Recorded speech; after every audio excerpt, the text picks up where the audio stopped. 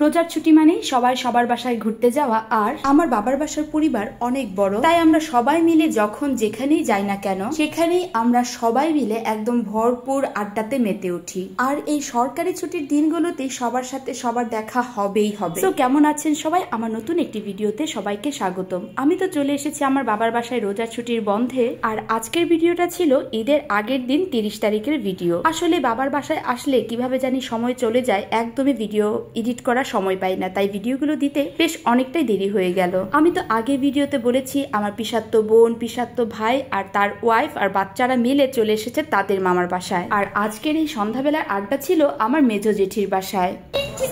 এই যে আমাদের স্পেশাল লোক, এই যে বাবাই, এই যে আমাদের আয়ুষ্মান, বৌদি, বিথিদি, ছোট ছেলে আয়ুষ্মান, শ্যাম, পার্বতী দি, আমার পিসাত্তো বোন, আচ্ছা পিসাত্তো ভাই বউ, খুকুমণি জ্যাঠাত্তো বোন, এই যে বিথিদি জ্যাঠাত্তো বোন, এই যে জিৎ, এই যে আমার ত্রিধা, অর্জুন।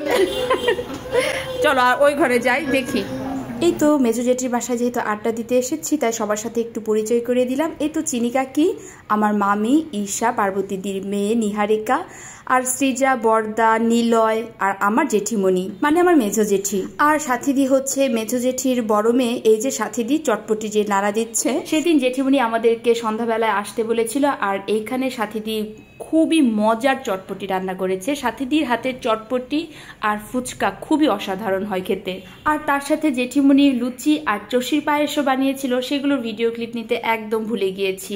কারণ ঘুরতে গেলে কখন গল্প করব, কখন আড্ডা দেব, নাকি ভিডিও ক্লিপ নিব, সেগুলো আসলে হয়ে ওঠে না এত কিছু একসাথে। তাই বেশিরভাগ সময়ই একদমই ভিডিও ক্লিপ নিতে মনে থাকে না। এই তো সাথীদি এইখানে চটপটি বেড়ে দিচ্ছিল। মানে এবার বাবার বাসায় গিয়ে আমরা সবাই মিলে অনেক আনন্দ করেছি।